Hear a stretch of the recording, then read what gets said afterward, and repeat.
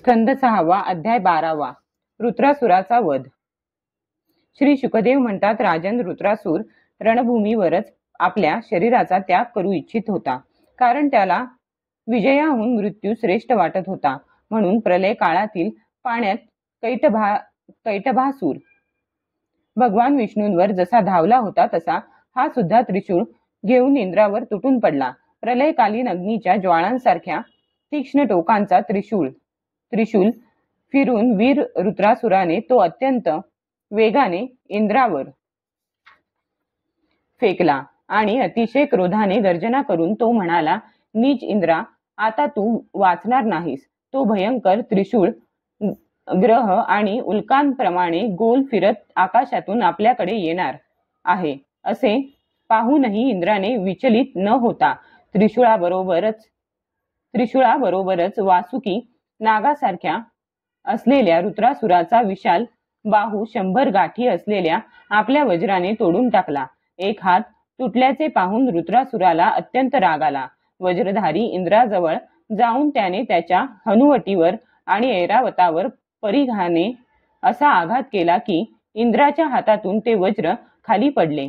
रुद्रासुराचा हा अत्यंत अलौकिक पराक्रम पाहून देव, असुर, चारण, सिद्धगण इत्यादी सर्वजण त्याची प्रशंसा करू लागले। परंतु इंद्रावर आलेले संकट पाहून तेच लोक वारंवार हाय हाय करून मोठ्याने आक्रोश करू लागले। ते वज्र इंद्राच्या हातातून सुटून रुद्रासुराजवळच जाऊन पडले होते, म्हणून लज्जित होऊन इंद्राने ते पुन्हा उचलून घेतले नाही। तेव्हा रुद्रासूर म्हणाला, इंद्रा, तू वज्र घेऊन तुझ्या शत्रूला मारून टाक। ही खेद करण्याची वेळ नाही। सर्वज्ञ सनातन आदिपुरुष भगवानच जगाची उत्पत्ती, स्थिती आणि प्रलय करण्यास समर्थ आहेत। त्यांच्या व्यतिरिक्त इतर देहाभिमानी आणि युद्ध करू इच्छिणाऱ्या अविचारी लोकांना नेहमीच विजय मिळतो असे नाही। हे सर्व लोक आणि लोकपाल जाळ्यात अडकलेल्या पक्ष्यांप्रमाणे ज्याच्या अधीन होऊन ही कृत्ये करतात, तो काळच सर्वांच्या जय पराजयाचे कारण आहे। तो काळच मनुष्याचे मनोबल, इंद्रियबल, शरीरबल, प्राण, जीवन व मृत्यूच्या रूपात असतो। ते न कळल्यामुळे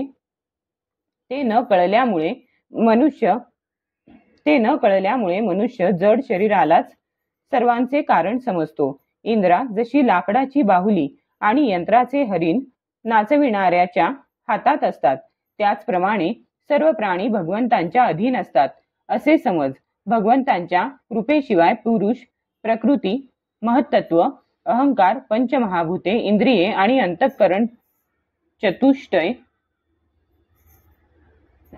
हे कोणीही या विश्वाची उत्पत्ती इत्यादी करण्यास समर्थ होऊ शकत नाहीत। भगवंतच सर्वांचे नियंत्रण करतात। हे ज्यांना माहीत नाही तेच या परतंत्र जीवाला स्वतंत्र करता भोगता मानतात। वास्तविक स्वतः भगवंतच प्राण्यांच्याकडूनच प्राण्यांची निर्मिती आणि संहार करतात।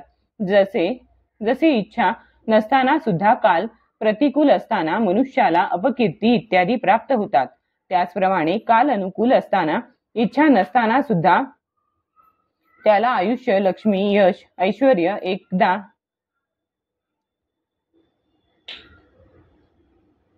त्याचप्रमाणे काल अनुकूल असताना, इच्छा नसताना सुद्धा त्याला आयुष्य, लक्ष्मी, यश, ऐश्वर्य इत्यादी भोग मिळतात। म्हणून यश, अपयश, जय पराजय, सुखदुःख, जीवन मरण यांपैकी कशाचीही इच्छा अनिच्छा न ठेवता सर्व परिस्थितीत समभावाने राहावे। सत्व, रज आणि तम हे गुण प्रकृतीचे आहेत, आत्म्याचे नाहीत। म्हणून जो मनुष्य आत्मा हा केवळ त्याचा साक्षी आहे हे जाणतो, त्याला त्या गुणांचे बंधन नसते। हे इंद्रा, तू माझा हात आणि शस्त्र तोडून मला दुर्बल केले आहेस, तरी सुद्धा मी तुझे प्राण घेण्यासाठी यथाशक्ती प्रयत्न करीत आहेच। हे युद्ध हा एक जुगारच आहे। यामध्ये प्राणांची बाजी लागते, बाणांचे फासे टाकले जातात आणि वाहने हा पट आहे। यामध्ये कोणाचा विजय होईल आणि कोण हरेल हे कळत नाही। श्री शुकदेव म्हणतात, रुद्रासुराच्या या निष्कपट वचनाची इंद्राने प्रशंसा केली आणि वज्र उचलले। यानंतर निगर्वीपणाने हसत हसत तो त्याला म्हणाला इंद्र म्हणाला हे दानवराजा तू खरोखर सिद्ध पुरुष आहेस म्हणून तुला अशी बुद्धी झाली. तुझे धैर्य, निश्चय आणि भगवत भाव अत्यंत विलक्षण आहे. तू सर्व प्राण्यांचे सुहृद आत्मस्वरूप जगदीश्वरांचा अनन्य भक्त आहेस. लोकांना मोहित करणाऱ्या भगवंतांच्या मायेला तू निश्चितच पार केले आहेस. म्हणूनच तर तू तुझा आसुरी स्वभाव सोडून साधू पुरुष झाला आहेस. तू रजोगुणी प्रकृतीचा असूनही विशुद्ध सत्वस्वरूप भगवान वासुदेवांमध्ये तुझी बुद्धी स्थिर आहे. ही खरेच मोठी आश्चर्याची गोष्ट आहे. ज्याची परम कल्याणपद भगवान श्रीहरींच्या ठिकाणी भक्ती असते त्याला क्षुद्र भोगांची काय पर्वा. जो अमृताच्या समुद्रात विहार करीत असतो त्याला खड्ड्यातील पाणी काय करायचे. श्री शुकदेव म्हणतात, परीक्षिता, अशा प्रकारे योद्ध्यांमधील श्रेष्ठ महापराक्रमी इंद्र आणि रुद्रासूर धर्माचे तत्व जाणण्याच्या इच्छेने एकमेकांशी संवाद करीत युद्ध करू लागले. राजन, आता शत्रुसूदन रुद्रासुराने पोलादाने बनविलेला एक भयंकर परीघ डाव्या हातात घेऊन गरगर फिरवीत इंद्रावर फेकण्याचा विचार केला. परंतु इंद्राने रुद्रासुराचा तो परीघ व हत्तीच्या सोंडेप्रमाणे असलेला त्याचा लांब हात आपल्या 100 पेरे असलेल्या वज्राने एकदमच तोडून टाकला.